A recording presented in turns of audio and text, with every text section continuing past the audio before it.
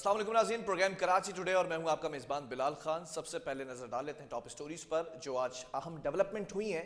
कराची बल्दियाती इंतखाबात के नताइज मुकम्मल हो चुके हैं। Peoples party 92, Jamaat Islami 88 seats पर कामयाब है। इलेक्शन कमीशन ने हतमी नताइज वाजे कर दी हैं। भुट्टो दौर के बाद पहली बार कराची में पीपल्स पार्टी का राज देखा जा रहा है, जबकि जमात इस्लामी का बल्दियाती इंतखाबात के नताइज में मुबैना तब्दीली के खिलाफ मुल्क गिर एहतजाज भी रिकॉर्ड किया गया। हाफिज नईमुर रहमान साहब ने कहा कि जमात इस्लामी 100 के करीब नशिस्तें जीत चुकी है, उस पर कामयाब हुई है। जबकि जमात इस्लामी ने फैसला किया है कि पीपल्स पार्टी समेत सबसे बात होगी, पर मेयर कराची का हमारा ही होगा। सईद गनी जो कि सूबाई वजीर है वो भी पीछे न रहे, कहा कि जमात इस्लामी से राब्ता करेंगे पहले। जबकि वजीर रसीन जो कि चीफ एग्जीक्यूटिव है वो कहते नजर आए कि जमात इस्लामी के साथ मिलकर काम करने के लिए तैयार है। बिलावल भुट्टो जरदारी जो कि वजीर खारजा भी हैं, चेयरमैन भी हैं पीपल्स पार्टी के, कराची और हैदराबाद के अवाम ने नफरत की सियासत मुस्तरद कर दी है, उनका कहना था। जबकि अपोजिशन लीडर हलीम आदिल शेख कहते नजर आए कि कराची में SSP और RO का इलेक्शन हुआ है। यह भी कहा कि कराची का मेयर पीपल्स पार्टी का होगा या जमात इस्लामी का, हमारा मेयर नहीं होगा। फवाद चौधरी जो कि साबिक वफाकी वजीर है, सिंध के बल्दियाती इलेक्शन की धांधली के लिए मुकम्मल तहकीकात करवानी चाहिए, ये भी कहा। और वसीम अख्तर जो कि साबिक मेयर कराची है, अगर इलेक्शन कमीशन ऑफ पाकिस्तान कहता है कि हमने देर कर दी, फिर भी उनका फर्ज था कि हमारी बात को सुनते।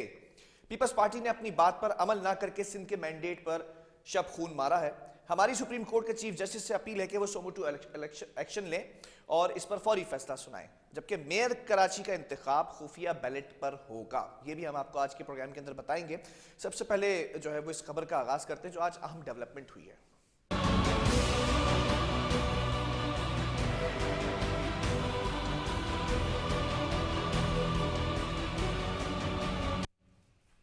जी नाज़रीन, आज की जो अहम डेवलपमेंट है वो सबसे पहले ये देखा गया कि कल हमने आपको बताया था कि पीपल्स पार्टी ने जो 93 नशिस्तें जीती थी, फिर उसके बाद हमने ये भी देखा कि कुछ री इलेक्शन जो है वो उसके ऊपर देखा गया कि कुछ इलेक्शन कमीशन के अंदर जमा कराए गए एतराज़ात और फॉर्म 11 के बाद फिर दोबारा से रीकाउंटिंग हुई है। और रीकाउंटिंग के बाद ये पता चला कि जमात इस्लामी दो नशिस्तें जो है वो जीतने में कामयाब हो सकी है, और फिर पीपल्स पार्टी और PTI की जो है वो एक नशिस्त कम होती दिखाई दी।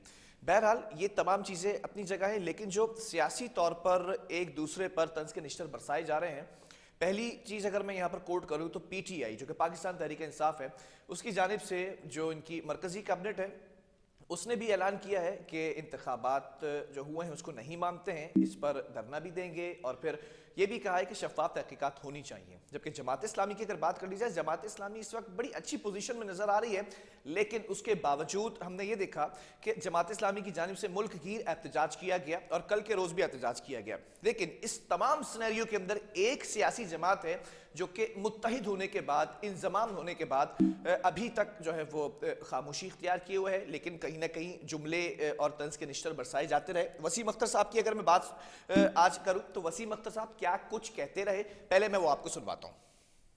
कराची आप पे आपको एतमाद का वोट देगा, सवाल ही पैदा नहीं होता। आपकी कारकर्दगी देखें, आने वाली नस्लें जो है ना कराची हैदराबाद की, वो आपको वोट नहीं डालेंगी।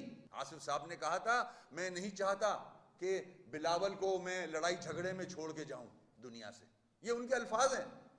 मगर अफसोस कि जो पुरानी रीत थी उसी पे कायम रहे। आपने छुरा घोपा है कराची और हैदराबाद के अवाम की कमर पे। हमने बहुत समझाने की कोशिश की जमात इस्लामी को कि हल्का बंदियां बेहतर करवा लें, उसके बाद इलेक्शन लड़ें, मगर पता नहीं किस चीज की जल्दी थी उनको। जो जमात इस्लामी या PTI के इलाके थे उसमें इन्होंने जो स्टाफ था पोलिंग का से रिलेटेड, उनको 1 बजे के बाद भेजा है। वहां सारा प्लान था इलेक्शन कमीशन के साथ। ये करप्शन का बाजार गर्म किया हुआ है। और आज आपने लोकल गवर्नमेंट की जो छोटी खिड़की होती है उसका बजट भी अपने पास रख लिया। सारी उंगलियां घी में और सर कढ़ाई में, ऐसा ही कोई मुहावरा है।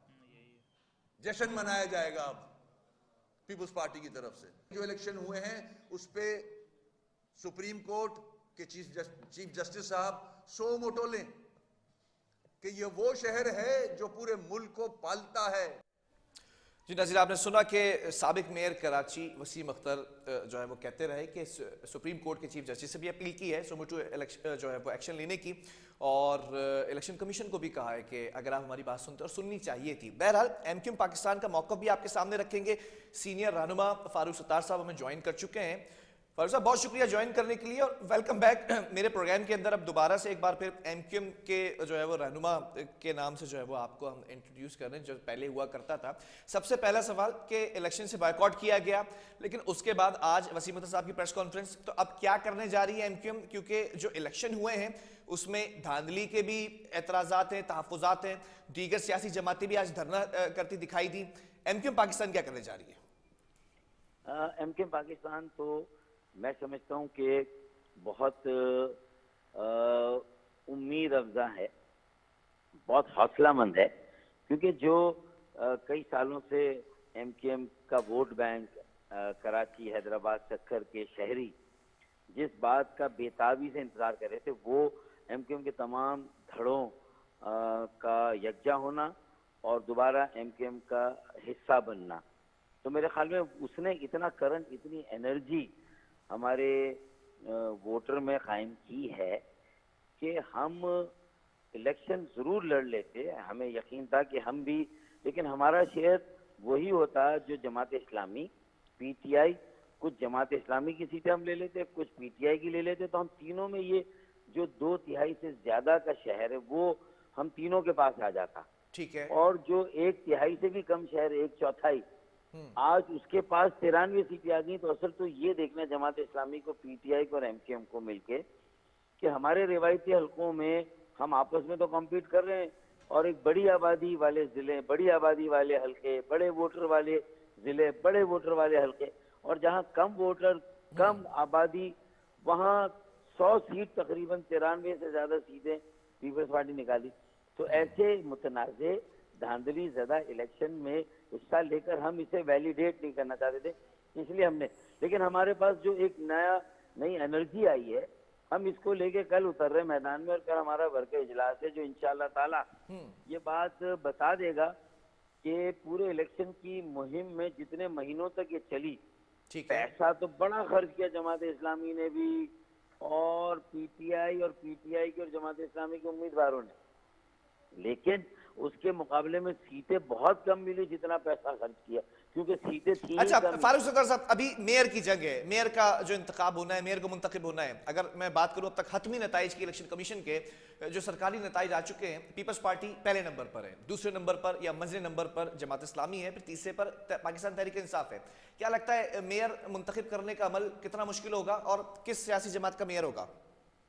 मैं ये बताता हूँ कि कराची की ये बहुत बड़ी बदकिस्मती है कि अगर पीपल्स पार्टी का मेयर बनता है, उसने ये क्लेम डाल दिया कि अब वो कराची की एक बड़ी पार्टी है, उसने ये साबित किया अपने मुसलसल इस अमल से कि मरदमशुमारी में हमारी सही आबादी ना गिनी जाए, और 140 के इख्तियारात और वसाइल ना दिए जाए सुप्रीम कोर्ट के फैसले के बावजूद, माहिदों के बावजूद, और अब हल्का बंदियों में जो कुछ किया उसका सारा और पूरा फायदा तो पीपल्स पार्टी को ही हुआ है। तो हमें लॉलीपॉप दी गई थी कि भाई वो नोटिफिकेशन 10(1) का निकाला और ऑर्डिनेंस नहीं निकाला, तो मतलब ये कि एक हाथ से दिया दूसरे हाथ से वापस ले लिया।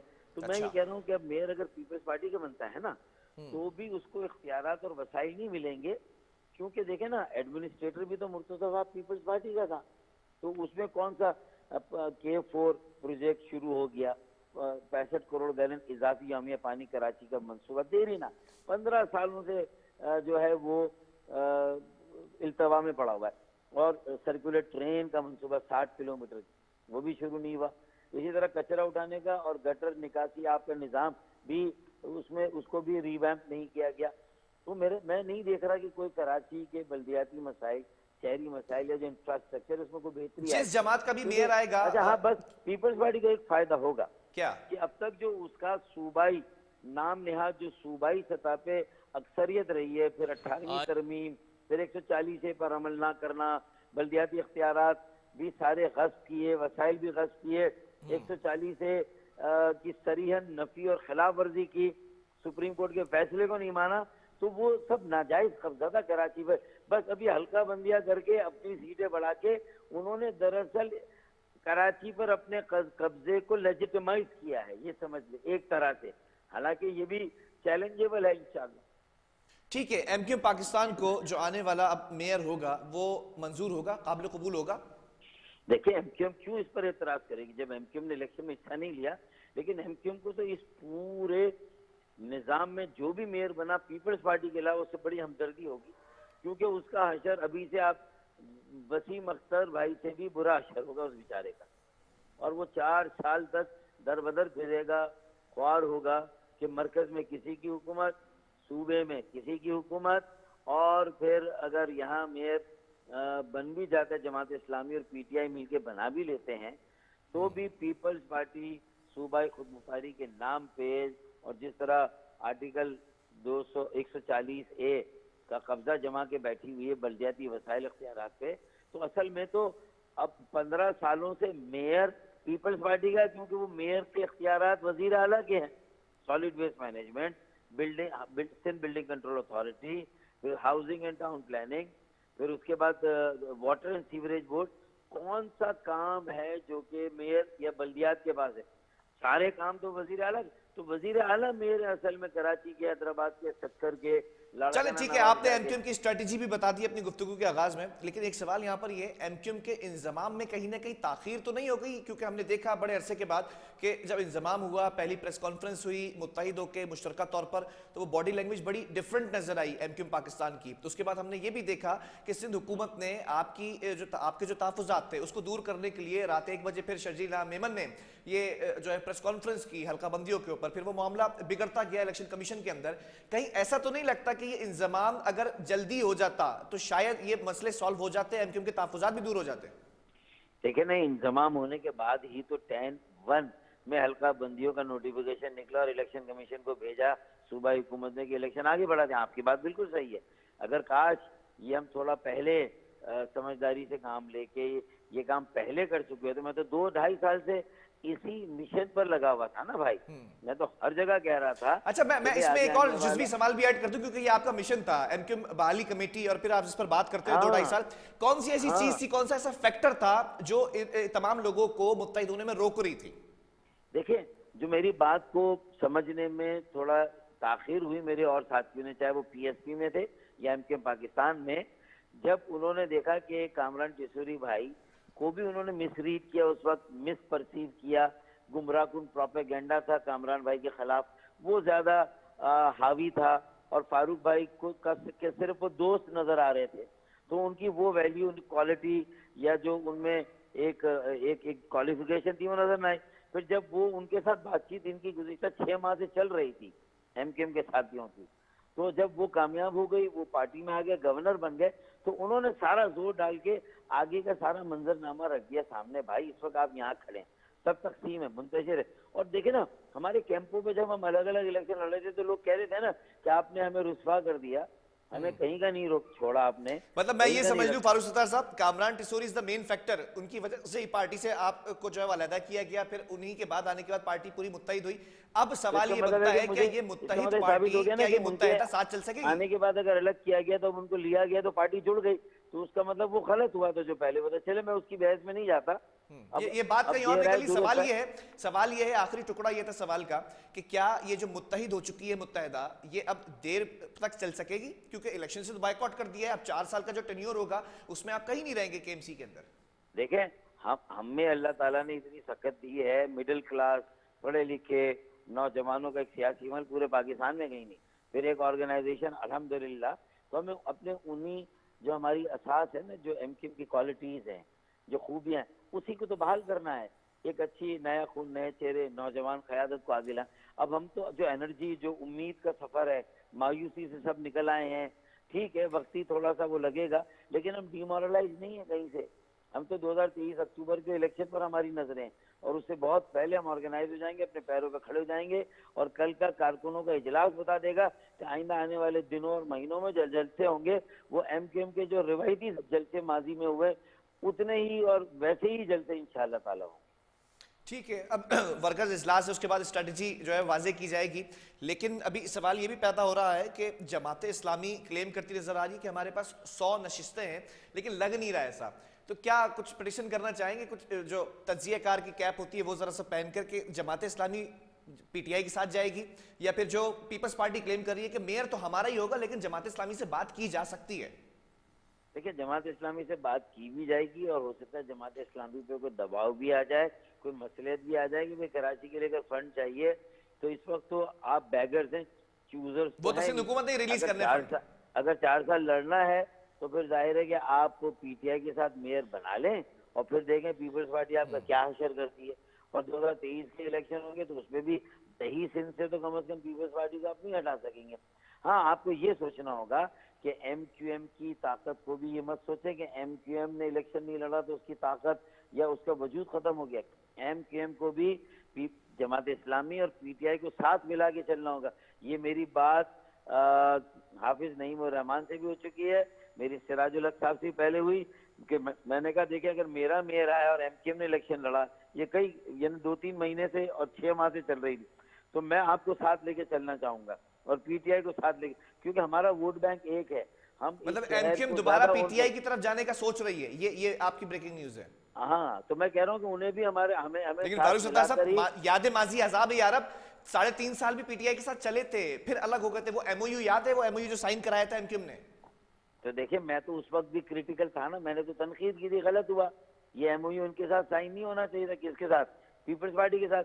पीटीआई को छोड़ते 1 साल नहीं, मैं पीटीआई के एमओयू की साइन की बात कर रहा हूं जब पीटीआई की हुकूमत वफाक में थी। देखिए, पीटीआई के साथ जो एमओयू साइन किया था ना, वो इस हद तक वो था कि उस पर अमल दरामद नहीं हुआ।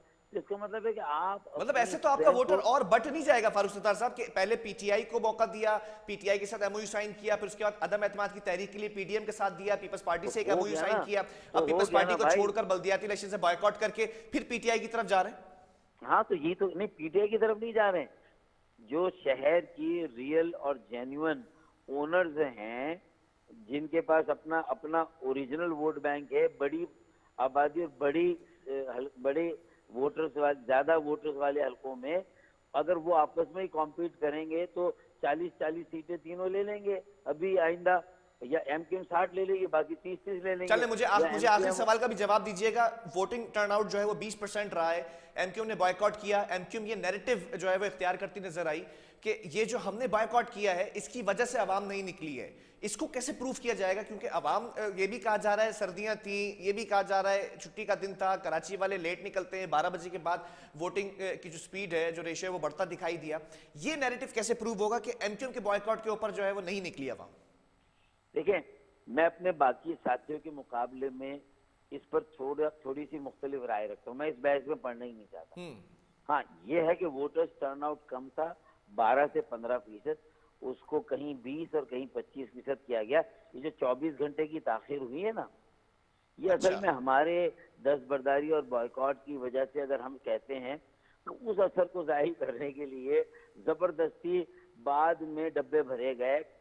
जो भी जिस इलाके की पार्टी जीत रही थी उसके हक में, खास तौर पे पीपल्स पार्टी के हलकों में, तो इसलिए किया गया ताकि ये इसको किसी तरह 20% तो बनाया जाए। वैसे फारूक सत्तार साहब, कयास आराइयां ये भी हो रही हैं कि एमक्यूएम जब इंजमाम की तरफ आ रही थी, मुत्तहिद हो रही थी, तो एमक्यूएम को ये यकीन था कि हम इस वक्त जो स्ट्रेटजी रखेंगे, हुकूमत ने फिर इलेक्शन का कह देना है, हल्का बंदियों को भी कह देना है, वो सब कुछ होता नजर आया, लेकिन प्लान भी मौजूद नहीं था कि अगर इलेक्शन हो जाए तो एमक्यूएम क्या करेगी। ऐसा ही है?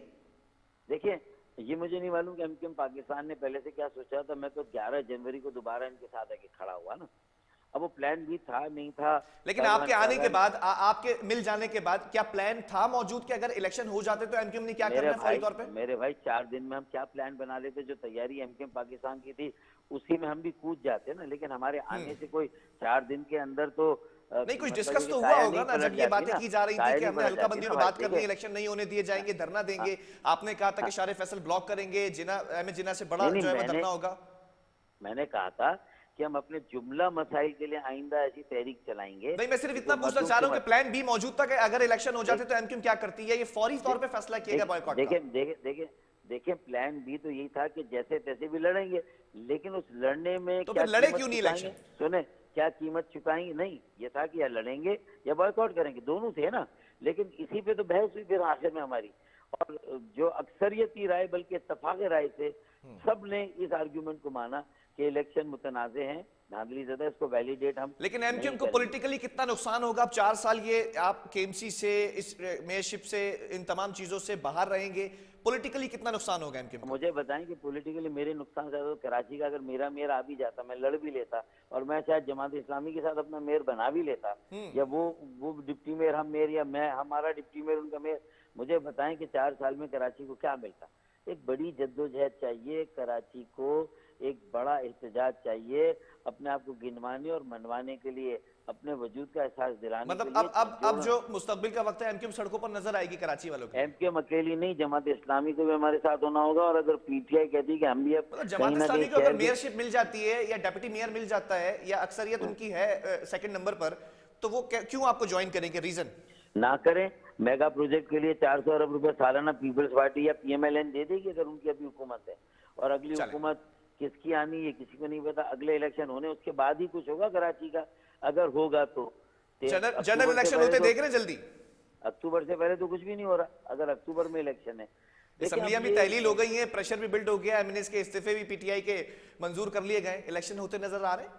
देखिए, पाकिस्तान में बसा औकात सब कुछ वैसा ही नहीं होता जैसा कि मैं देख रहा हूँ, आप देख रहे हैं कि अब 3 माह में कम से कम पंजाब में और केपी में इलेक्शन होने चाहिए, लेकिन पाकिस्तान में अक्सर ऐसा नहीं होता कि जो मैं देख रहा हूँ और आप देख रहे हो वही हो, बल्कि शायद कुछ और होता है। तो आप किसी और चीज के लिए भी तैयार रहे, ये मेरी गट फीलिंग है। मुझे कोई कहीं से इल्हाम नहीं हुआ, लेकिन मेरी गट फीलिंग है कुछ और होगा, पता नहीं क्या होगा। ये मुझे भी नजर नहीं आ रहा कि पंजाब में या केपी में 3 माह में इलेक्शन होंगे। सब मुल्क की मईशत मुझे नहीं लगता किसी भी इलेक्शन का बोझ उठाने के लिए तैयार इस वक्त जो हालात हैं। ठीक है भाई, ये मेरी राय है, मैं कोई ये आपकी जाती राय है? जाती राय। अच्छा, दूसरी बात मैं ये बता दूं कि मोहतरमा बेनजीर भुट्टो ने जब बॉयकॉट किया, मुल्क से बाहर की, सही किया था 85 में।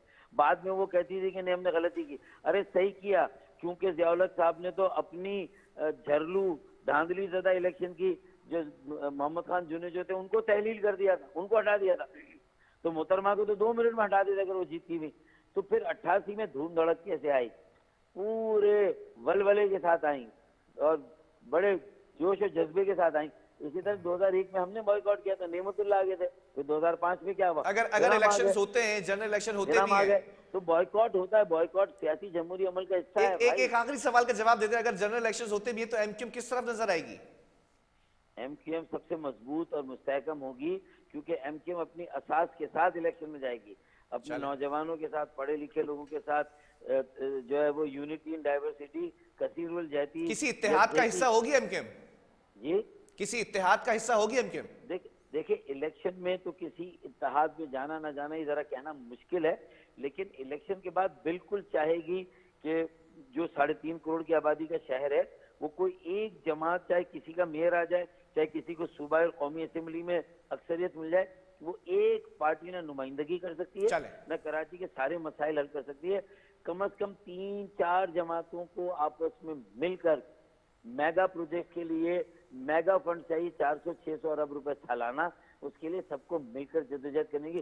मेरी इस बात को बिलाल आप बार बार नोट कीजिएगा, देख लीजिएगा कि जमात इस्लामी का मेयर होगा तो उसका क्या असर होगा। चलो अब ये देखते हैं कि जमात इस्लामी भी आपके इस मौकफ को जो है वो अपनाती है या सॉफ्ट कॉर्नर रखती है। बहरहाल बहुत शुक्रिया फारूक सत्तार साहब आपके वक्त का, और फारूक सत्तार साहब हमारे साथ मौजूद है एमक्यूएम पाकिस्तान की जानिब से। और एमक्यूएम का मौकफ यही है कि अगर हम इलेक्शन लड़ते और हमारी अक्सरियत होती या ना होती तो जमात इस्लामी के साथ हम जो है वो इलाक करने पर रजामंदी का इजहार करते। और अभी भी ये कहा है कि वर्कर्स इजलास है, लेकिन एहतजाज की कॉल देंगे और उसके ऊपर हम इलेक्शन कमीशन की भी जो है वो बात करेंगे, और सुप्रीम कोर्ट की भी आज वसीम अख्तर ने बात की है। तो ऐसा लगता है ये कहना जो है वो दुरुस्त होगा कि एमक्यूएम ये चाह रही है कि जमात इस्लामी जो धरने देने जा रही है उसमें एमक्यूएम और जमात इस्लामी मुत्तहिद होकर धरने दे। लेकिन सवाल ये पैदा होता है, जमात इस्लामी इस वक्त ऐसी पोजीशन के अंदर है कि एक तरफ पीटीआई है, दूसरी तरफ पीपल्स पार्टी है, तो ये एमक्यूएम जो इलेक्शन से बॉयकॉट कर चुकी है इसके साथ क्यों देगी? वक्फा लेंगे, इसके बाद इसी स्टोरी को कंटिन्यू करेंगे।